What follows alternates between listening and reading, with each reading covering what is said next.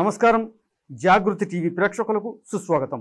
స్వాతంత్ర్య పోరాటంలో భాగంగా విప్లవ వీరుడు అల్లూరి సీతారామరాజు నాయకత్వంలో జరిగిన విశాఖ మన్య విప్లవం తెలుగువారి చరిత్రలోనే కాదు, మన దేశంలో జరిగిన గిరిజనోద్యమ చరిత్రలోనే ఒక మహత్తరమైనటువంటి ఘట్టం. 1922-24 మధ్య విశాఖ మన్యంలో జరిగిన ఈ తుది గిరిజన పోరాటాన్ని జాతీయోద్యమంగా నడిపి బ్రిటిష్ వారిని గడగడలాడించిన అల్లూరి పోరాటం ఆద్యంతం స్ఫూర్తిదాయకం.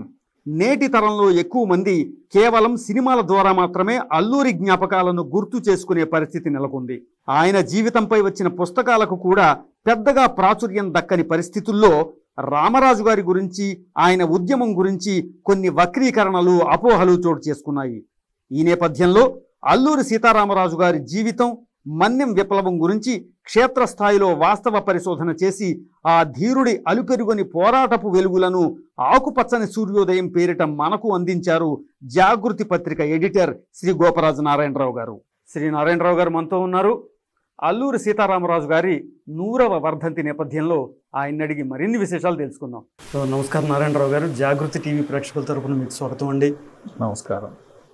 ఈరోజు మనం శ్రీ అల్లూరి సీతారామరాజు గారి 100వ వర్ధంతి జరుపుకుంటున్నాము. ఇవాళ సమాజంలో కూడా మనం చూస్తే ఆయన్ని స్మరించుకోవాల్సినటువంటి పరిస్థితులు కనపడుతున్నాయి. మీరు ఆయన చరిత్రకు సంబంధించి పరిశోధన అంతా కూడా చేశారు. అయితే గతంలో అల్లూరి సీతారామరాజుకు సంబంధించి ఎన్నో పుస్తకాలు, రచనలు అవన్నీ కూడా వచ్చాయి.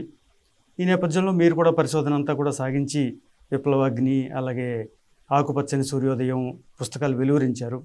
ఏంటంటే అప్పుడు వచ్చినటువంటి ఆ పుస్తకాలకి మీరు తీసుకొచ్చినటువంటి మీ రచనలకి ప్రధానమైనటువంటి వ్యత్యాసం ఏంటని చూడొచ్చు మనం. అల్లూరి సీతారామరాజు మీద ఇప్పటికీ పుస్తకాలు వస్తున్నాయి. రీసెంట్గా కొద్ది రోజుల క్రితం కూడా నా దగ్గర ఏదో కొంచెం సాయం తీసుకుని ఒక పుస్తకం ప్రచురించారు ఒక ఆయన. దాదాపు 40 పుస్తకాలు కనిపిస్తాయండి ఆయన తెలుగులో. 40 పుస్తకాలు వచ్చాయి. 1925లో భౌడిపాడు సత్యనారాయణ గారు అని ఆయన శ్రీ సీతారామరాజు ప్రశంస పేరుతోటి మొట్టమొదటి పుస్తకం వెలువరించారు. సంవత్సరీకానికి ఆయన మీద పుస్తకం వెలువరించాను అని ఆయన ముందు మాట రాసుకున్నారు. కానీ అందులో ఎక్కువ భాగం సెన్సార్ అయ్యి కనిపిస్తుంది మనకి.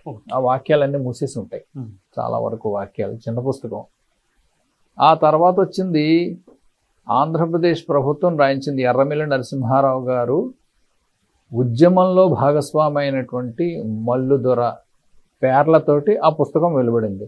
ఎర్రమిల్లి నరసింహారావు గారు అంటే కాంగ్రెస్ పత్రికలో మద్దూరు అన్నపూర్ణయ్య గారి దగ్గర పనిచేశారు.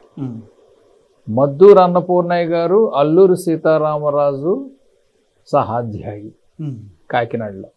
ఇలాంటి పుస్తకాలు చాలా వచ్చాయి. అట్లూరి మురళి గారు రాసిన పుస్తకం కావచ్చు, జోలపాలెం మంగమ్మ గారు రాసిన పుస్తకం కావచ్చు, విలువైన పుస్తకాలే కాదనం. కానీ వీటిలన్నిటినీ చూస్తే అది ఒక గిరిజనోద్యమంగా ఆవిష్కరించే ప్రయత్నం తక్కువగా కనిపిస్తుందని నాకు అనిపించింది. సీతారామరాజు ఉద్యమం ప్రధానంగా గిరిజనోద్యమం. నేను ఇక్కడ సీతారామరాజు అంటున్నాను కానీ అందుకు నేను చరిత్రకి క్షమాపణ చెప్పాలి.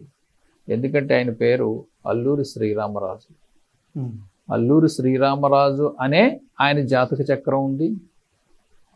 అల్లూరి శ్రీరామరాజు అనే ఆయన చేసిన సంతకం చింతపల్లి పోలీస్ స్టేషన్లో ఉంది. కాబట్టి ఎక్కడో మధ్యలో ఆ సీత అనే పేరు చేరిపోయింది. సీత అనేమే ఆయన జీవితంలో లేదు. దీనికి తెన్నేటి విశ్వనాథం గారు అనే ఆయన విశాఖపట్నంలో ప్రముఖ స్వాతంత్ర సమరయోధుడు, తర్వాత లోక్సభ సభ్యుడు, ఇవన్నీ ఉన్నాయి.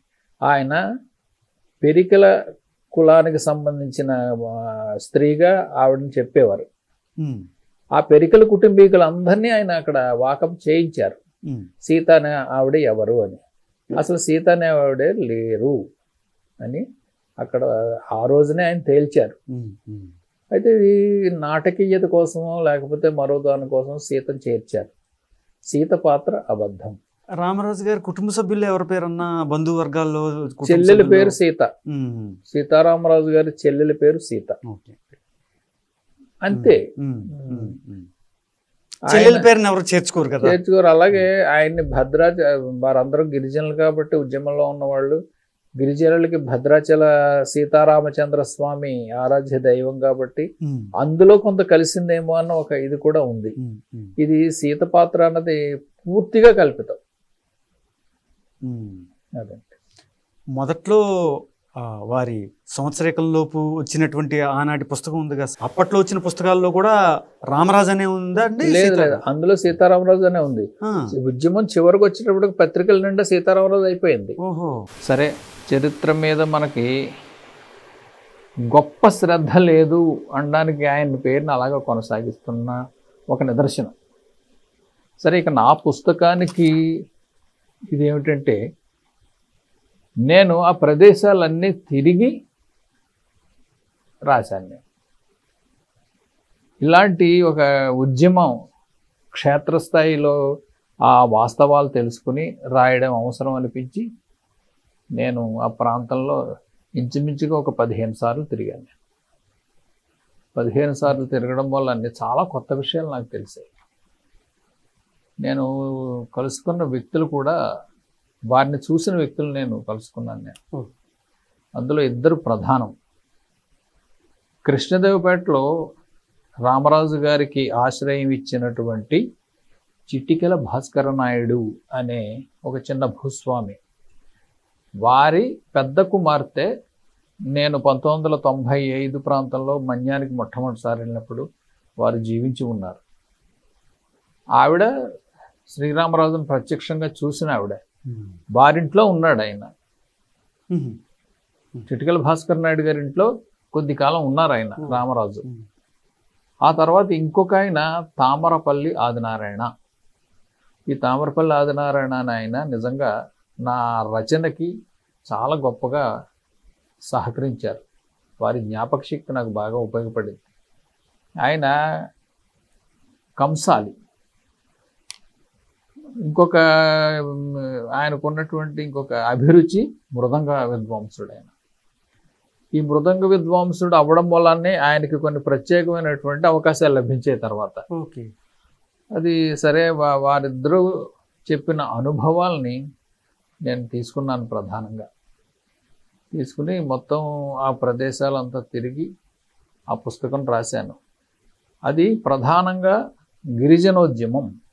ఈ సంగతి మర్చిపోకూడదన్న స్పృహతోటే ఆ పుస్తకం నేను మొత్తం రాశాను. చాలామంది రాశారు, చాలా చెప్తున్నాను కదా, 40 పుస్తకాలు వచ్చాయి ఇంచుమించుగా. ఈ గిరిజనోద్యమాన్ని ఆవిష్కరింపచేయాలి. తెలుగు చరిత్ర మీద జరిగిన ఇంచుమించుగా ఆ కాలంలో బ్రిటిష్ పాలనకు వ్యతిరేకంగా జరిగిన పోరాటాల్లో ఇది చివరిది. 1924 ఎప్పుడో 1790లో మొదలైన విశాఖమన్యంలో ఉద్యమాలు. అప్పటి నుంచి 1922లో రామరాజు గారు మొదలెట్టినప్పటి నుంచి జరిగిన ఉద్యమాలు ఇవన్నీ ట్రైబల్ రివోల్ట్స్. గిరిజనోద్యమాలు అందం రివోల్ట్స్ కాకుండా గిరిజనోద్యమాలు. వీటికి చరిత్రలో సరైన స్థానం ఉండాలి. వీటికి పరాకాష్ట రామరాజు ఉద్యమం. ఈ విషయాన్ని ఎస్టాబ్లిష్ చేయడానికి నా వంతు ప్రయత్నం నేను చేశాను.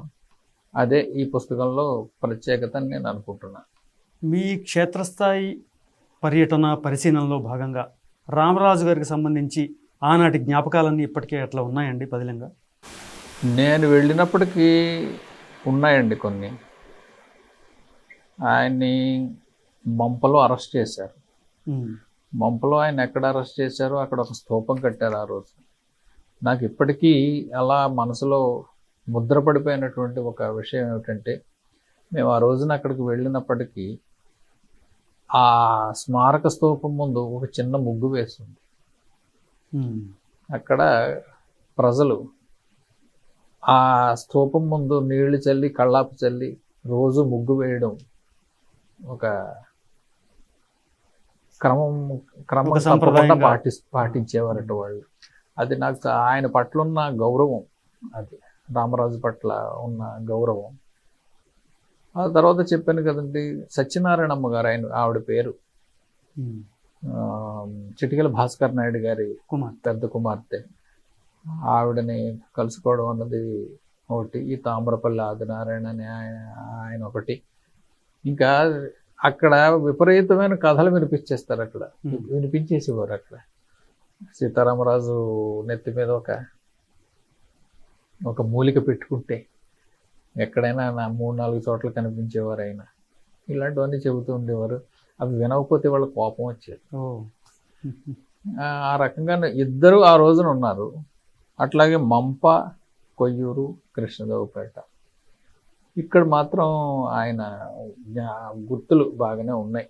వాళ్ళు బాగా కాపాడుకున్నారు వాటిని. శ్రీరామ విజయనగరం అని కృష్ణదేవపేట శివారులో ఉంటుంది. సీతారామరాజు కోసం వాళ్ళు నిర్మించి పెట్టిన చిన్న గ్రామం అది. సీతారామరాజు కోసం అక్కడ చిన్న చిలకలగడ్డ అనే నది ఉంటుంది. ఆ నది తాండవలో కలిసే ఆ చిన్న ఏరియాలో వాళ్ళు ఒక పర్ణశాల లాంటి ఇది కట్టించి అందులో రామరాజు గారిని ఉంచారు. వాళ్ళు ఆయన ఊళ్ళో ఉండడానికి ఇష్టపడలేదు. అక్కడ ఆయనే ఉండేవారు. కొన్నాళ్ళు తల్లి వచ్చి ఉన్నారు. వాళ్ళే ఒక గోవుని అక్కడికి పంపించేవారు. దాన్ని చూసుకుంటూ ఆయన ఆధ్యాత్మిక జీవనం గడిపారు అక్కడ. అక్కడ స్థానికంగా ఉండే యువకులకి, పిల్లలకి, ఎవరైనా అభిరుచి ఉన్న వాళ్ళందరికీ తెలుగు, సంస్కృత గ్రంథాలు, హిందీ ఆయన బోధించేవారు. ఇది చిటికెల దాలినాయుడు గారని వారి కుటుంబం, భాస్కర్ నాయుడు గారి కుటుంబం. ఆయన శ్రీ వీర సీతారామరాజు అనే పుస్తకం రాశారు ఆయన. అందులో ఈ విషయాలన్నీ ఉన్నాయి. అది ఇంకా ఎందుకో ఎవరు ముద్రించలేదు ఆ పుస్తకం. వాళ్ళు ఎవరు బయటికి ఎవరు వాడలేదు. దాంతో ఆ జ్ఞాపకాలు మాత్రం వాళ్ళ హృదయాలలో చాలా. సీతారామరాజు అక్కడ పూజించినటువంటి శివలింగం, శివాలయం అంటాం కానీ ట్రైబల్ ఏరియాలో ఆలయాలు ఎలా ఉంటాయంటే ట్రైబల్స్ నివసించే గుడిసెల్లాగే ఉంటాయి. ఒక చిన్న ఇందులోనే ఉంటుంది. అది ధారమఠం, అది కూడా శివాలయమే. చాలా అందమైన ప్రదేశం మాత్రం. సెలయేరు ఇలా పడుతుంటే అది ఇలా కర్వ తిరిగి ఇలా వెళ్తూ ఉంటుంది. అక్కడంతా సాగు భూమి ఉంటుంది. ఈ మలుపులో ఆలయం ఉంటుంది.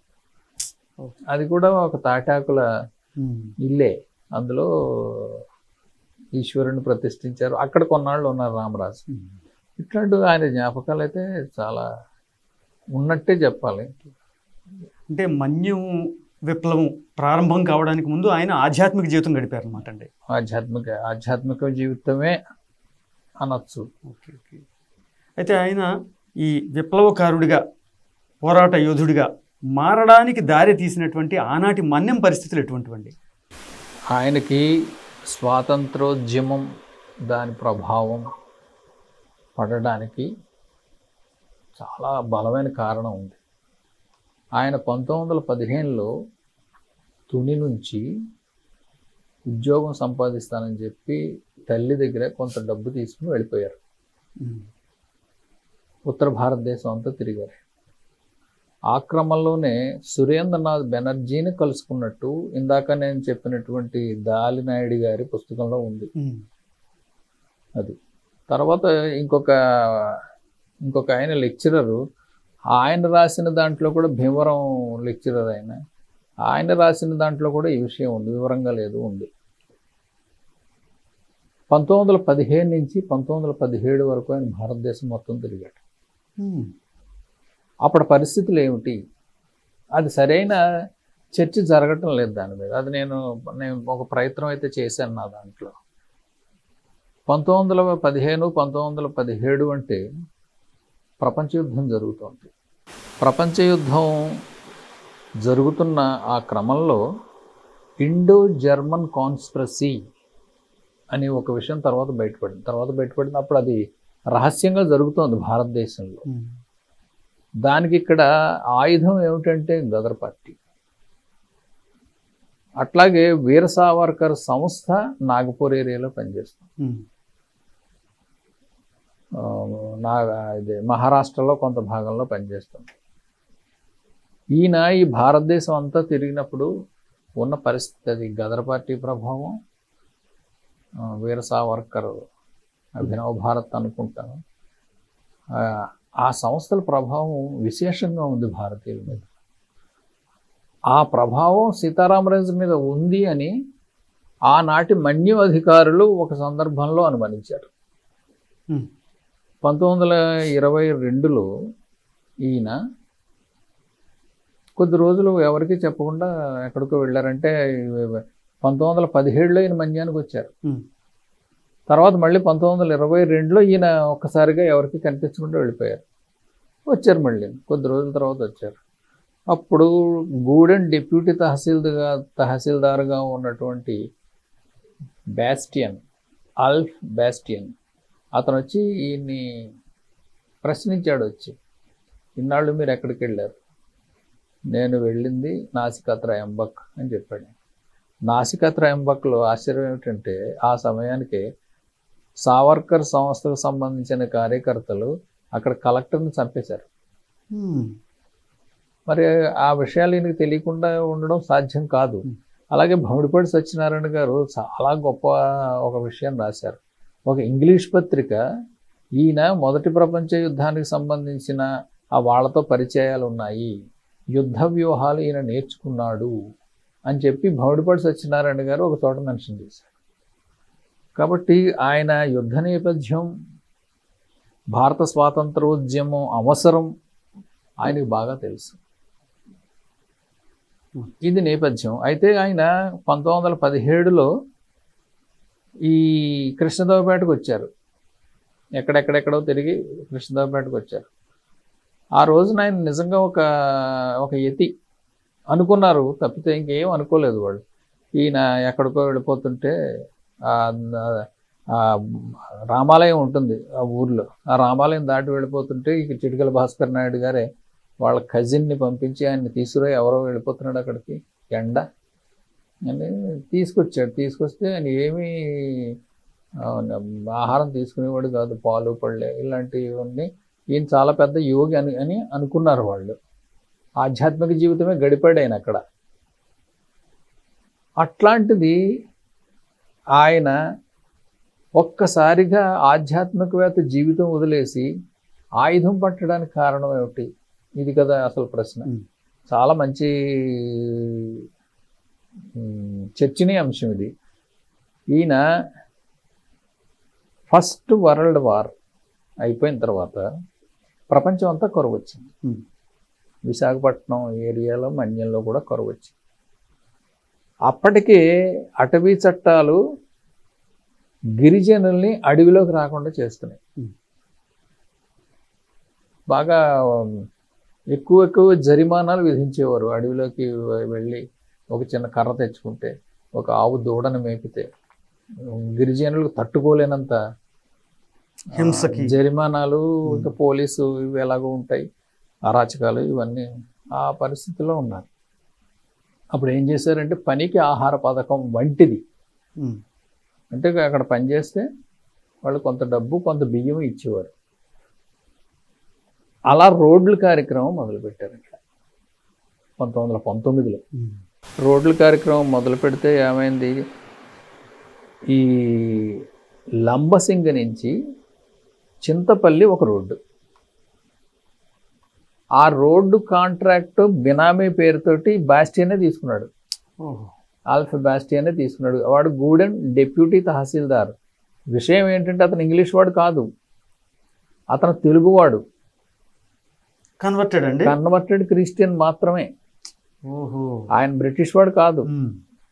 ప్రకాశం జిల్లా ప్రాంతం వాడే, పైగా నెల్లూరు అప్పటి ప్రాంతం వాడు ఆయన. అతను బినామీ కాంట్రాక్ట్ తీసుకున్నాడు. అతనికి సంతానం పిళ్ళి అనేవాడు ఇంకొక అసలు ఇతను కిస్టప్ అనుకుంటాను, అసలు విలన్ వాడు. వీడు ఏం చేసేవాడంటే ముఠాదారులు, మునసబులు, కొన్ని గ్రామాల మీద మునసబుల మీద నాయకుడు ముఠాదారు, ఇట్లాంటి వీళ్ళందరినీ కూడా ఇతను బెదిరించి లేకపోతే ప్రలోభ పెట్టి మొత్తానికి వాళ్ళందరి చేత రోడ్డు పనులు చేయించేవాడు. చెప్పిన కూలి ఇచ్చేవాడు కాదు, బియ్యం కూడా ఇచ్చేవాడు కాదు. కానీ హింస పెట్టి రోడ్లు వేయించేవాడు. అది ఆ చింతపల్లి లంబసింగి చింతపల్లి రోడ్డు ఆ రకంగా జరిగింది. ఇంకా రోడ్లు జరిగాయి, ఇంకా రోడ్ల నిర్మాణం జరిగాయి అదే సమయంలో. కానీ ఇంత హింస లేదు అక్కడ. చెరువులు తవ్వారు, చిన్న చిన్న చెరువులు తవ్వారు, బావులు తవ్వారు. లంబసింగిలో ఇంకా ఒక బావి ఉంటుంది అక్కడ. అది ఈ క్రమంలోనే కొద్దిమంది 1922, 21 ఎండింగ్ ప్రాంతంలో లేకపోతే 22 ప్రారంభంలో సీతారామరాజు వచ్చి కలిశారు. ఎవరు? గామ్ గంతన్న, ఆయన సోదరుడు గంటం దొర, మల్లు దొర, వీరన్న పడాల్, వీళ్ళందరూ వచ్చి కలిశారు ఆయన. కలిసి మాకు ఒక సమస్య ఉందంటే ఇక్కడ బ్యాస్టైన్ అనేవాడు మమ్మల్ని తినేస్తున్నాడు, ఈయన మీద మీరు ఫిర్యాదు రాయాలి. సీతారామరాజు ఫిర్యాదు రాశాడు మద్రాస్ గవర్నమెంట్. దాని మీద ఒక ఎంక్వైరీ మొదలైతే అసలు ఈయనే ఒక నాన్ కోఆపరేటర్ మాట ఇక్కడ ఎందుకు వచ్చిందంటే 1922లోనే స్టార్టింగ్లోనే నాన్ కోఆపరేషన్ మూవ్మెంట్ మొదలైంది. నాన్ కోఆపరేషన్ మూవ్మెంట్లో సీతారామరాజు పాల్గొనలేదు కానీ ఎంకరేజ్ చేశాడు.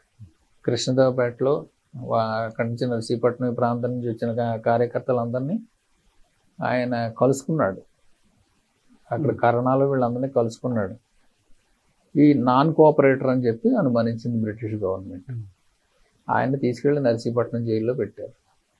అయితే చౌరీ చౌర ఉదంతం జరగడం, నాన్ కోఆపరేషన్ మూవ్మెంట్ని హఠాత్తుగా నిలిపివేయడం, ఇవన్నీ భారతదేశంలో చాలామంది యువకులకి, కాంగ్రెస్ని నమ్మి గాంధీ అహింసా సిద్ధాంతాన్ని నమ్మిన యువకులందరికీ ఒక పెద్ద శనిపాతం. అంతటా ఏమైంది, అందరూ గాంధీ మార్గం ఇక కుదరదు అని చెప్పి వేరే పంథాలకు వచ్చారు. ఆ వేరే పంథ ఏమిటంటే సాయుధ పంథ, గిరిజన ప్రాంతాలు అయితే గెరిల్లా వార్ఫేర్. ఆ రకంగా సీతారామరాజు ఆధ్యాత్మిక చింతన వదిలేసి ఆయుధం పట్టుకున్నాడు. మన్యం విప్లవంలో సీతారామరాజు గారు ఉపయోగించినటువంటి, ఆయన పటాలం ఉపయోగించినటువంటి ఆయుధాలు ఒకవైపు, బ్రిటిష్ వాళ్ళకి సంబంధించి వాళ్ళ దగ్గర ఇంకా అడ్వాన్స్డ్ వెపన్స్ అవి ఉంటాయి. దాన్ని ఈయన తన సామర్థ్యంతో, తన పరిమిత సామర్థ్యంతో ఏ విధంగా ఎదుర్కోగలిగారు? గిరిజనులు అనే వాళ్ళకి ఆయుధం ఉపయోగించడం ఎవరూ నేర్పక్కర్లేదండి. వాళ్ళకి సంప్రదాయబద్ధమైనటువంటి విల్లంబులు ఉంటాయి, నాటు తుపాకులు ఉంటాయి. నాటు తుపాకులు ఉంటాయి వాళ్ళ దగ్గర. ఎందుకంటే కృష్ణదేవపేటలో చిటికల భాస్కర్ నాయుడు గారి ఇంట్లోనే ఒక పాత తుపాకీ ఉండేది. ఆ తుపాకీ ఎవరిదని అడిగాడు ఈయన ఇంట్లో ఉన్నప్పుడు. చిటికల భాస్కర్ నాయుడు గారి తల్లి సోమాలమ్మ గారు, ఆవిడ అవన్నీ నీకు ఎందుకు బాబు, నువ్వు ఏదో శుభ్రంగా ఆ తపస్సు అది చేసుకో, ఇక్కడ బాగుంటుంది కదా, వాటి గురించి నువ్వు అడగద్దాను అంది ఆవిడ. ఈయన అడగలేదు, ఇదంతా మామూలుగా చెప్పేది అక్కడ. అయితే విల్లంబులు సంప్రదాయ ఆయుధాలు. బ్రిటిష్ ఆధ్వర్యంలో వచ్చినటువంటి పోలీసులను ఎదుర్కోవడానికి మరింత శక్తి అవసరం, అది ఆయన గుర్తించాడు. అందుకు ఆయన చేసిన మొట్టమొదటి వ్యూహం, అమలు చేసిన మొట్టమొదటి వ్యూహం పోలీస్ స్టేషన్లు కొట్టడం. సీతారామరాజు ఉద్యమం అనేది ఇప్పటికి కూడా దురదృష్టం ఏంటంటే 3 స్టేషన్ల పేర్లు చెప్పి ఇదే సీతారామరాజు ఉద్యమం అనడం అన్నది రివర్స్గా మారిపోయింది. చాలా దురదృష్టం అది. చాలా పరిపక్వత లేని మాటలు అవన్నీ. నిజమే, ఆయన 1922 ఆగస్టు 22ని ఫస్ట్ని చింతపల్లి పోలీస్ స్టేషన్ కొట్టాడు. కొన్ని ఆయుధాలు దొరికాయి. ఆ మరునాడే కృష్ణదేవపేట స్టేషన్ కొట్టాడు 23వ తారీఖు. 24వ తారీఖు రాజబొమ్మంగ స్టేషన్ కొట్టాడు. దీనికి 3 కారణాలు ఉన్నాయి. నాకు అనిపించింది ఏంటంటే చింతపల్లి పోలీస్ స్టేషన్ ఫస్ట్ ఎన్నుకోవడానికి కారణం లంబసింగి చింతపల్లి ఆ రోడ్డు నిర్మాణంలో జరిగిన దానికి ఒక సమాధానం ఇది అని చెప్పదలుచుకున్నాడు అనిపిస్తుంది నాకు సీతారామరాజు. కృష్ణదేవపేట తను నివసించింది, అక్కడ ప్రజల్లో తన పట్ల భయం పోగొట్టాలి. అప్పటికి ఆ రోజుని ఉద్యమం అంటే భయపడుతున్నారు జనం, అంతకుముందు జరిగిన వాటిని బట్టి. భయపడుతున్నారు. కాబట్టి ఆ ఊరు రెండో రోజున ఆ ఊరు వెళ్ళాడు. ఆ ఊరు వెళ్ళి కృష్ణదేవరాయ పోలీస్ స్టేషన్ని మొత్తం ఆయుధాలన్నింటినీ తీసుకున్నట్టు సంతకం చేశాడు చింతపల్లిలోనూ ఇక్కడ కూడా. తర్వాత రాజబొమ్మంగి వెళ్ళాడు. రాజబొమ్మంగి ఎందుకు వెళ్ళాడంటే ఒక పాత గిరిజన ఉద్యమకారుడు అక్కడ ఉన్నాడు, ఆయన విడుదల చేయాలి. లేకపోతే మర్నాడు రాజమండ్రి కోర్టులో ఆయన తీసుకుపోతారు, రాజమండ్రి కోర్టుకి. అందుకు ఆయన విడుదల చేయడానికి రాజబొమ్మంగి స్టేషన్ 3వ రోజున కొట్టాడు. ఆయన 3 వరుసగా కొట్టాడు. 3 వరుసగా కొట్టడంతో అసలు సెయింట్ జార్జ్ కోట అదిరిపోయింది. అంటే మేము Madras head quarters, Madras presidency head quarters అదిరిపోయింది అసలు. అందరూ మొత్తానికి కదలికి వచ్చేసిన తర్వాత ఇంకా అది ఒక పెద్ద సంచలనం అయిపోయింది భారతదేశంలో. ఒక ట్రైబల్ ఉద్యమం ఇంత సక్సెస్ఫుల్గా జరగడం, మొత్తం పేపర్లన్నీ కవరేజ్ వచ్చాయి ఆ రోజు.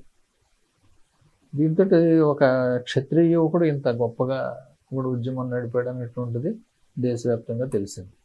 ఈ ఆయుధాల సమీకరణ ఎంత ప్రధానం అంటే ఆ తర్వాత జరిగినటువంటి ఏ దాడిలోనూ కూడా ఆయనకి ఆయుధాలు దొరకకుండా చేశారు. ట్రెజరీలో దాచేశారు, అక్కడి నుంచి పట్టుకెళ్ళిపోయి. ఎప్పటిదాకా మలబారు పోలీసులు వచ్చేదాకా వీటిని ఆయనకి దొరకనివ్వలేదు. అది ఈ రకంగా ఆయన ఆయుధాలను సమకూర్చుకుని ఎదుర్కొన్నాడు ఆయన. ఈ క్రమంలో రూదర్ఫోర్డ్ పాత్ర ఏదేంటండి?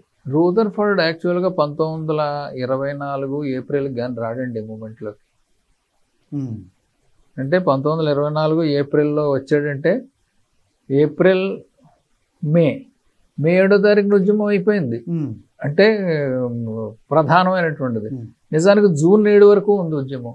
జూన్ 7వ తారీఖుని గామ్ గంతన్న దొరని కాల్చారు. యాక్చువల్గా అది లాస్ట్ నెయిల్, ఆఖరి ఇది అది మాత్రమే అవుతుంది. నిజానికి రామరాజును చంపిన సరిగ్గా 1 మంత్గా ఆయన చంపారు. దాంతో అప్పుడు ఆగిపోయిందని చెప్పాలి. ఈ క్రమంలో రూదర్ఫోర్డ్ని పంపించారు. మద్రాస్ గవర్నమెంట్ చెప్పింది చినుకు పడేలోగా ఉద్యమం ఆగిపోవాలి. ప్రతిసారి 2 ఏళ్ళు జరిగింది అది. అంత పెద్ద ట్రైబల్ రివోల్ట్ అంటే సింగిల్ స్ట్రెచ్లో. అవన్నీ మిగతా ఉద్యమాలు కూడా దఫదఫాలుగా కొన్ని దశాబ్దాల పాటు జరిగాయి. ఈ బిర్సా ముండా ఉద్యమం కానీ, ఇది కుకీల తిరుగుబాటు కానీ, రామోసీ తిరుగుబాటు కానీ, ఇవన్నీ కూడా దశాబ్దాలుగా జరిగేవి. చిన్న చిన్న ఘటనల కింద ఇది ఒకే స్ట్రెచ్లో జరిగింది. అట్లాగే బిర్సా ముండా ఉద్యమం ఉంది. 1899, 1900 దాని డేటు. ఇంచుమించుగా 8 నెలలు 2 జిల్లాల పోలీస్ యంత్రాంగంతో నడిచేశారు దాన్ని. కానీ ఇన్ని Bombay presidency, Calcutta presidency, Madras presidency, ఈ 3 ప్రెసిడెన్సీలు వచ్చి అణసవలసి వచ్చింది. ఇది ఇందులోనూ గోర్ఖా రైఫిల్స్ వచ్చింది, అస్సాం రైఫిల్స్ వచ్చింది, మలబార్ పోలీస్ వచ్చింది. మలబార్ పోలీస్ అంటే కొండల్లో పోరాడే, కేవలం గిరిజనోద్యమాలు అణచడానికి తయారు చేసినటువంటి మూమెంట్ ఇది మలబార్ పోలీస్. దానికి తోడైంది ఈ అస్సాం రైఫిల్స్. అస్సాం రైఫిల్స్ అంటే మొదటి ప్రపంచ యుద్ధంలో ఉపయోగించుకున్నటువంటి ఒక ఫోర్స్. మొదటి ప్రపంచ యుద్ధం అయిపోయింది కాబట్టి వీళ్ళని కూడా ట్రైబల్ రివోల్ట్స్ని అణచడానికి ట్రైనింగ్ ఇచ్చి పంపించారు. దాని నాయకుడే అతని పేరు గూడాల్, మేజర్ గూడాల్. ఇది మొదటి ప్రపంచ యుద్ధంలో పార్టిసిపేట్ చేసి వచ్చినటువంటి ఇది. అలాగే మొదటి ప్రపంచ యుద్ధంలో ఎక్కువగా వాడిన 303 రైఫిల్సే సీతారామరాజు మీద కూడా ఉపయోగించారు వాళ్ళు. అది అయినప్పటికీ ఆయన 2 ఏళ్ళు ఉద్యమాన్ని నడపగలిగాడు. అది సీతారామరాజు గొప్పతనం, మూమెంట్ గొప్పతనం.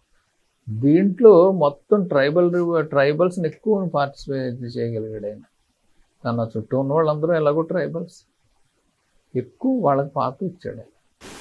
రామరాజు ఈ యుద్ధతంత్రం మీద ఇతర అంటే గతంలో జరిగినటువంటి ఇదే తరహా గిరిజనోద్యమాల తాలూకా ప్రభావం ఉందని ఏమన్నా చెప్పుకోవచ్చండి? ఇప్పుడు భారతదేశంలో జరిగిన ఏ గిరిజనోద్యమం అయినా గెరిల్లా వార్ఫేర్ తోటే జరిగింది. గెరిల్లా వార్ఫేర్కి భారతదేశంలో ఆద్యుడు ఛత్రపతి శివాజీ. గెరిల్లా వార్ఫేర్ వీళ్ళు ఎందుకు ఎంపిక చేసుకోక తప్పదు అంటే, శత్రువు బలమైన వాడు, వీళ్ళు బలహీనులు. కాబట్టి చాటు నుంచి శత్రువు మీద అటాక్ చేయడమే గెరిల్లా పోరాటం.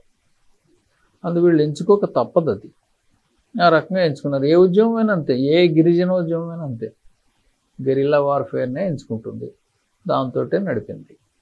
సీతారామరాజు కూడా గెరిల్లా వార్ఫేర్ తోటే నడిపింది. రామరాజు గారి దగ్గర ఉన్నటువంటి పోరాట యోధుల శక్తి సామర్థ్యాల గురించి కొంచెం చెప్పగలుగుతారా? అంటే నేను విన్నది ఏంటంటే, ఆయన దగ్గర స్పెషలిస్ట్ లేనటువంటి షార్ప్ షూటర్లు ఉండేవారిని, లేకపోతే ఈ యారోస్ వేసేవాళ్ళు ఉండేవారిని, వాళ్ళ శక్తి సామర్థ్యాల గురించి కూడా కొంచెం చెప్పండి. ఇప్పుడు చరిత్రలో గొప్పగా నమోదు కాలేదు కానీ ఒక ఆయన ఉన్నాడండి, గోకిరి ఎర్రేసు అతను. అతను అత్తవారి ఊరు తంటికొండ గోకవరం అని చెప్పాడు ఆదినారాయణ గారు నేను కలుసుకున్నప్పుడు. ఒక పిచ్చివాళ్ళే ఉండేవాడు అతను. అయితే అతను ప్రతి మోస్ట్ ప్రాబ్లీ ఆదివారం అనుకుంటాను గిరిజన సంత జరిగేది కృష్ణదేవపేటలో. ట్రైబల్స్ని అందరినీ అడవిలోకి ప్రవేశం లేకుండా చేశారు కాబట్టి వీళ్ళందరూ ఏం చేసేవారంటే సంతలో చిన్న చిన్న పనులు చేసుకుని ఏదో కొద్దిగా డబ్బులు సంపాదించుకునేవారు. ఈ ఎర్రేసు అని అతను ఏం చేసేవాడంటే అక్కడ చిన్న చిన్న పందిళ్ళు వేసి మంచినీళ్ళు పట్టుకొచ్చి ఇచ్చి వాళ్ళ దగ్గర ఏదో డబ్బులు తీసుకుని బతుకుతూ ఉండేవాడు అతను. అయితే చాలా హాస్యరసస్ఫోరకమైనటువంటి వ్యవహారం అతని దగ్గర ఉంటుంది. అతను కొద్దిగా పేడ పెట్టి ఆ పేడ మీద ఒక కోడిగుడ్డు పెట్టి దాదాపు ఒక 60-70 అడుగుల దూరం నుంచి ఒకే దెబ్బతోటి దాన్ని కొట్టేవాడు కోడిగుడ్డు. అద్భుతం. అది ఇది ఇది ఇది ఇది అక్కడ వాళ్ళు చెబుతారు. కానీ కవర్ట్ హైటర్ పేరు విన్నారు కదా, వాళ్ళిద్దరూ ప్రపంచ యుద్ధంలో పాల్గొన్నారు. వాళ్ళని షూట్ చేసింది కూడా అతనైనా ఒక మాట ఉంది. గురి తప్పకుండా కొట్టేశాడు ఇద్దరు. నేను ఆయనతో పాటు వాళ్ళిద్దరితో పాటు 3 భారతీయులు కూడా చనిపోయారు. భారతీయులు చంపడం కుదరదు అని సీతారామరావు సిద్ధాంతం పెట్టుకున్నాడు. దాంతో అదో బలం బలహీనత కూడా ఉద్యమానికి. ఆ ఇద్దరిని కూడా చంపింది గోకిరి ఎర్రేసు అని ఒక ఇంకా రుజువు కాని కొన్ని చోట్ల కనిపిస్తుంది. అది దాన్ని రుజువు చేయడం అవసరం. అలాగే ప్రతి గిరిజనుడు బాణాలు వేయడంలో గొప్పవాడై ఉంటాడు కదా. ఆ రకంగా అందులో చాలామంది ఆయనకి ఉపయోగపడ్డారు అని అనిపిస్తుంది. వాళ్ళ టాలెంట్ అనేది మనకి ప్రత్యేకంగా మనం తెలుసుకోలేం. కానీ అది రామరాజు గారి పోరాట తంత్రంలో మిరపకాయ టపా అనే మాట ఒకటి కూడా తరచుగా వింటూ ఉంటాం సార్, దాని గురించి కూడా కొంచెం చెప్పండి. అది మిరపకాయ టపా అనేది కూడా పూర్తిగా ఏమీ చారిత్రకంగా రుజువైనది ఏం కాదండి. అది మిరపకాయ టపా అంటారు కొన్ని ఆయన జీవిత చరిత్రలోకి వచ్చేసాయి. మిరపకాయ టపా అన్నది దేనికి సింబాలిక్గా మేము ఇంత ఘాటుగా సమాధానం ఇస్తున్నాము అన్న పద్ధతిలో చెప్పడానికి. అదేమి ఎక్కువ చోట్ల అసలు కనిపించదండి. ఆయన ఒరిజినల్ జీవి చరిత్రలో చూస్తే ఎక్కడా లేదు. సీతారామరాజులో సీతలాగాని ఇది కూడా ఒక ఊహాత్మక కల్పితమైనటువంటి అలాంటిదే. ఆయన ఆర్కైవ్స్ లో నేను ఆయన ఇంచుమించు అక్కడ దొరికినవన్నీ నేను చూశాను. ఎక్కడ ఈ మిరపకాయ టపా లేదు, ప్రస్తావన లేదు. అది అంత ఏమో, అది ఉంటే నమ్ముదాం, కానీ ఏంటంటే పరిశోధన జరగాలి. రీరేట్ చేసుకోవాలి కదా చరిత్రను. మనం రీరేట్ చేసుకుంటే ఎక్కడైనా దొరికితే అది చేరిస్తే మనం సంతోషించవచ్చు. ఇలాగే సీతారామరాజు గారి మన్యం విప్లవం పోరాట క్రమంలో ఆయన మీద కానీ ఉద్యమం మీద కానీ కాంగ్రెస్ ప్రభావం లేదా గాంధీజీ ప్రభావం కానీ ఏమన్నా కనిపిస్తాయండి? అదే ఇప్పుడే మనం అనుకున్నట్టు ఆయన మొట్టమొదట గాంధీని చాలా గౌరవించారు. సహాయ నిరాకరణ ఉద్యమాన్ని ఎవరికీ చెప్పకుండా నిలిపివేయడం అనేది చాలామందికి ఆగ్రహం కలిగించింది. కాంగ్రెస్ని విడిచిపెట్టి బయటకు వచ్చేటట్టు చేసింది. గాంధీ పంథాని శంకించేటట్టు చేసింది ఇంకా చెప్పాలంటే. అలాంటి వారిలో సీతారామరాజు కూడా ఉన్నారు. అయినప్పటికీ ఆయన గాంధీ పట్ల, గాంధీ నాయకుడిగా ఆయనకున్న దీన్ని బట్టి ఆయన మీద, ఆయన పట్ల ఆ గౌరవాన్ని అలాగే మిగిల్చుకున్నారు ఆయన. అందుకు గొప్ప ఉదాహరణ ఏంటంటే చింతపల్లి పోలీస్ స్టేషన్ కొట్టారు. చింతపల్లి పోలీస్ స్టేషన్ కొట్టినప్పుడు ఆయన 3 నినాదాలు ఇచ్చాడు విజయ సూచకంగా. మొట్టమొదటిది వందే మాత్రం,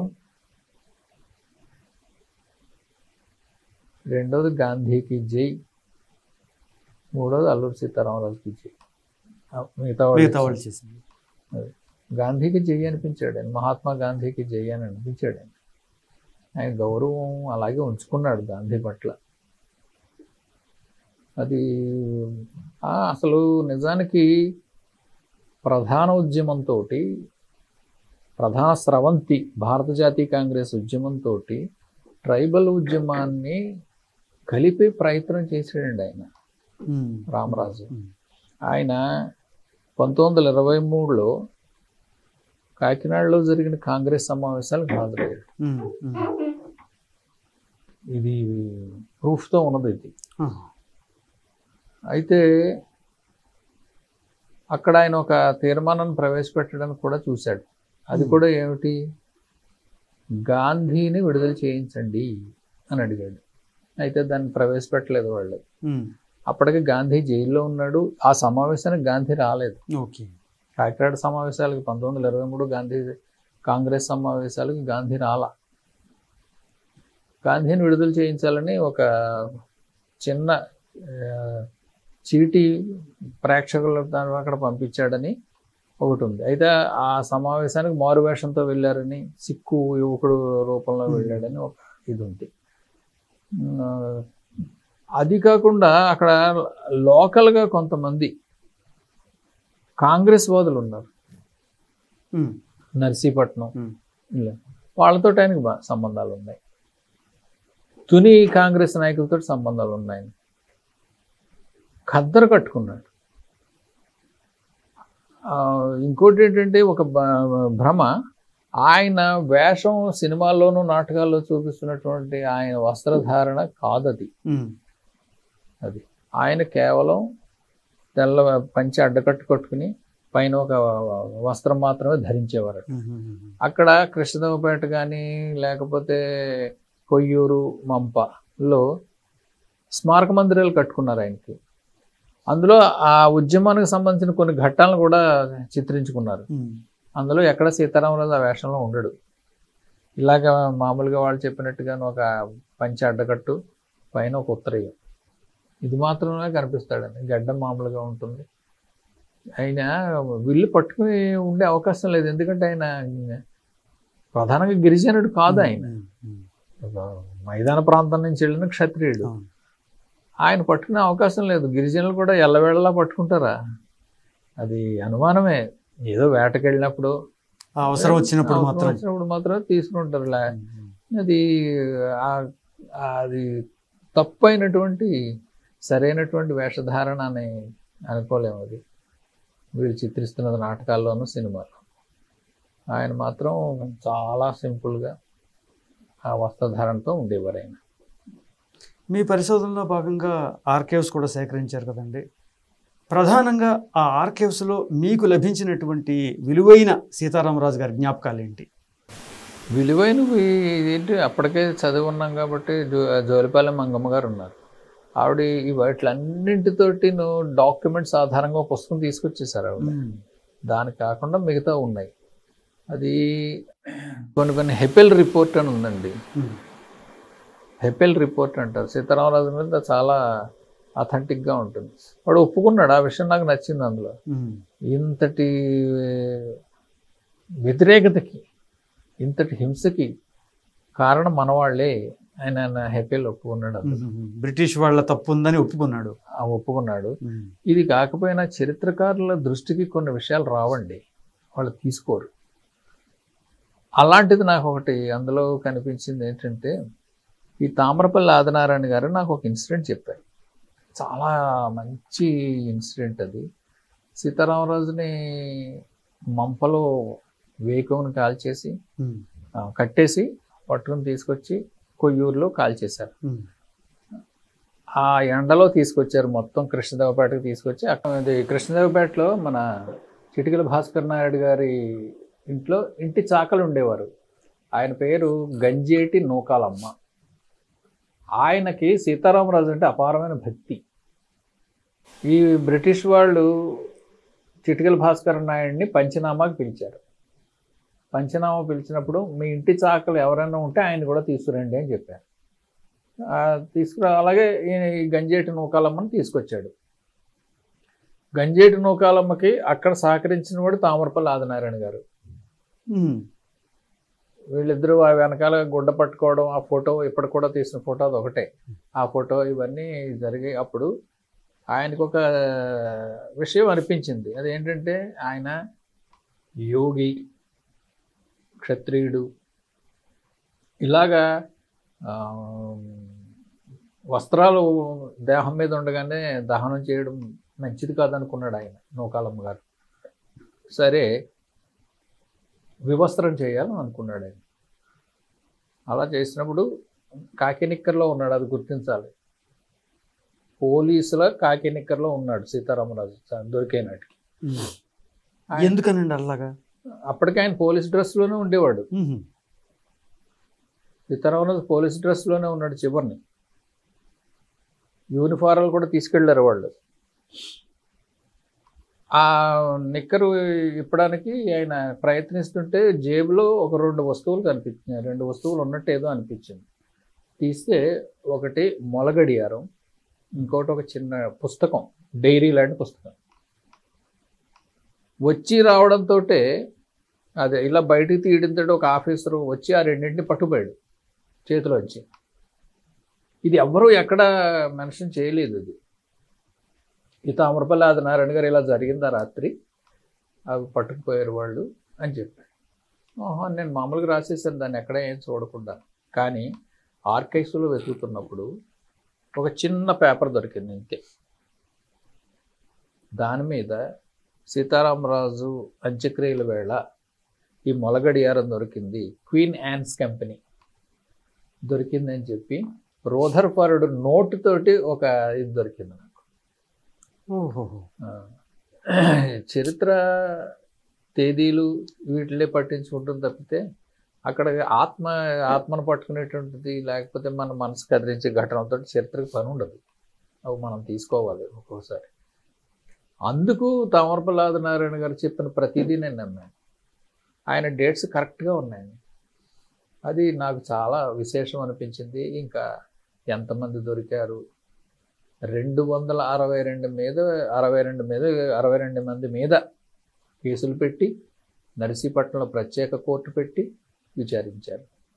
అర్హంట్ అనేవాడు స్పెషల్ జడ్జి శిక్షలు వేశాడు, అందరికీ శిక్షలు వేశాడు. 3-4 గంటలు ఆ కోర్టు బయట నిలబెట్టడం దగ్గర నుంచి యావజ్జీవ కారాగార శిక్ష దాకా వేశాడు. ఇవన్నీ కొత్తగా దొరికిన విషయాలు. ఈ రకంగా అవి చాలా అంతకుముందు నేను చూడని కొన్ని విశేషాలు ఆర్కైవ్స్లో దొరికాయి. అయితే రామరాజు గారి ఈ ఉద్యమాన్ని అణిచివేయడానికి బ్రిటిష్ పటాలానికి సహకారంగా జైపూర్ రాజు 5 ఏనుగులతో సామగ్రి అంతా పంపించారనే ఒక మాట కూడా ఉంది సార్. దాని గురించి కూడా కొంచెం వివరించారు. అది చాలా ముందేనండి. 3 స్టేషన్లు కొట్టిన తర్వాత జరిగింది, ఇమ్మీడియట్గా జరిగింది అదే. దామనూరు అనుకుంటాను అది. ఆ ఘాట్ రోడ్ ఇలాగ పంపిస్తుంటే సీతారామరాజు మనుషులకు తెలిసి అవన్నీ మొత్తం తీసుకుని అందరికి పనిచేశాడు ఆయన. ఓహో, పోలీసుల కోసం తెచ్చినటువంటి ఆ పదార్థాలన్నీ కూడా పనిచేశాడు. అదొక విజయంగా చెప్పుకున్నాడు ఆయన. జైపూర్ అంటే ఒరిస్సా సంస్థానాధీశుడు పంపించాడు. రామరాజుని బ్రిటిష్ వాళ్ళు పట్టుకున్న సందర్భంలో ఆయన్ని కాల్చివేతకు ముందు ఆయన ఉనికి చెప్పిన వాళ్ళు ఎవరండి? ఆయన రేవుల కంతారం అనే చోట ఆఖరి మీటింగ్ జరిగింది. మొత్తం ఈ మన్య విప్లవంలో పాల్గొన్న వాళ్ళందరూ అక్కడికి వచ్చారు. అక్కడ కొంచెం సీతారామరాజు గారి సిద్ధాంతంతో విభేదించారు కొంతమంది ఫైనల్గా. ఎందుకంటే ఆయన భారతీయులు సంపద్దు అన్నాడు. వీళ్ళు భారతీయులు ముందెట్టి వెనకాల ఉండి వాళ్ళు వచ్చేవారు. అయినప్పటికీ మీరు చంపడానికి వీలు లేదు. అదే మీటింగ్ మీద పోలీసులు అటాక్ చేశారు. ఒక 5-6గురితో కలిసి ఈయన విడిపోయి యువతలకు వచ్చారు. మిగతా వాళ్ళందరూ తలాసాటుకి పారిపోయారు. ఈయన వెంట వచ్చిన వాళ్ళు కూడా మధ్యలో రకరకాల వాళ్ళు అటాక్ చేస్తారు కాబట్టి ఈయన ఒక్కరే మిగిలారు. చివరికి ఒక్కరే మిగిలి మంప చేరుకున్నారు. మంప ఆయనకి కొత్త కాదు. మంప అప్పటికి ఒక ప్రముఖ విప్లవకారుడు అక్కడే ఉండేవాడు. జొన్న చేలో మంచి ఎక్కి పడుకున్నాడు ఆయన రాత్రి. ఆ తెల్లరికట్టే ఈ మేనన్ అని ఒక అతను, వీళ్ళందరూ అక్కడ కాపలాకి వచ్చారు. అక్కడ సీతారామరాజు ఉన్నాడు అని తెలిసింది వాళ్ళకి. ఆ తెలియడం అన్నది ఏ మార్గం ద్వారా తెలిసింది, ఎవరు చెప్పారు అన్నది ఇప్పటికి కూడా అంతుపట్టని విషయమే. వీళ్ళ కోంబింగ్ జరిగేది మొత్తం. అంతకంతకి మలబార్ దళాలు, అస్సాం రైఫిల్స్ వీళ్ళందరూ వచ్చిన తర్వాత కోంబింగ్ ఎక్కువైపోయింది. అలా తిరగడంలో ఆయన అనుకుని పట్టుకున్నారేమో కావచ్చు. ఎవరో సీతారామరాజే కబురంపించాడని ఒకటి. ఉద్యమం తీవ్రతను ఇంకా అణచివేతను భరించలేక మొత్తం రూదర్ఫర్డ్ అనేవాడు మొత్తం కిరోసిన్ డబ్బాలు తెప్పించి మన్యం అంతా ప్రతి గ్రామంలోనూ పెట్టాడు. నాకు మే ఎండింగ్లో సీతారామరాజు దొరకకపోతే మీ మొత్తం మన్యం తగలబెడతానని 2 గ్రామాలు తగలబెట్టి చూపించాడు. ఇంకా హింస పెరిగింది, దారుణమైన హింస. ఇదంతా చూడలేక నా మొలాన్ని కదా అని చెప్పి సీతారామరాజు ఎవరి చేత కౌరవించారు అని ఒక మాట ఉంది, కానీ అది నిరూపణ కావాల్సినటువంటి విషయం. ఆ రకంగా ఆయన్ని మంపలో అరెస్ట్ చేసి రూదర్ఫర్డ్ స్పెషల్ ఆఫీసర్ కృష్ణదేవపేటలో అక్కడికి తీసుకురమ్మన్నాడు కాబట్టి తీసుకెళ్తుంటే మధ్యలో కొయ్యూరు ఉంటుంది, మంపకేను కృష్ణదేవపేటకి మధ్య. అక్కడ మేజర్ కూడా లాప్ చేసి కిందకి దించి అక్కడే మాట పెరిగింది, కాల్చాడు అని ఒకటి. ఈ సందర్భంగా ఆయన్ని పాపం నులక మంచాన్ని కట్టి గిరిజనులతోనే మోయించడం అనేది నిజంగా చాలా బాధాకరమైనటువంటి పరిణామం సార్. అసలు మొత్తంగా మనం సీతారామరాజు గారి జీవితాన్ని సమగ్రంగా పరిశీలించినప్పుడు నేటి యువతరం వారి జీవితం నుంచి ప్రధానంగా ఏ అంశాలని స్ఫూర్తిగా తీసుకోవచ్చు అనేది మీ అభిప్రాయంగా చెప్పచ్చు? సమాజంలో అందరూ ఒకటేనండి, ఎవరు తక్కువ కాదు. ఏ విషయమైనా కావచ్చు, ఒక ఉద్యమం చేయడంలో కావచ్చు, లేకపోతే పరిపాలన విషయంలో కావచ్చు, అందరికీ సమానమైనటువంటి ప్రాధాన్యం ఉండాలి. త్యాగం విషయంలో ఎవరు చేసినా అది త్యాగమే, ఆ త్యాగానికి గుర్తింపు ఉండాలి. ఇది సీతారామరాజు ఉద్యమం ద్వారా మనకి లభిస్తుందని నేను అనుకుంటాను.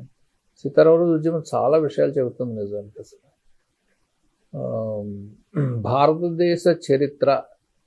భారతదేశ చరిత్రలో భాగమే అనుకోండి. స్వతంత్ర భారతదేశ చరిత్ర, స్వరాజ్యోద్యమ చరిత్ర సమగ్రము అనిపించుకోవాలంటే గిరిజనోద్యమాలను కూడా అందులో సమగ్రంగా చేర్చాలి, రైతాంగ ఉద్యమాలు చేర్చాలి.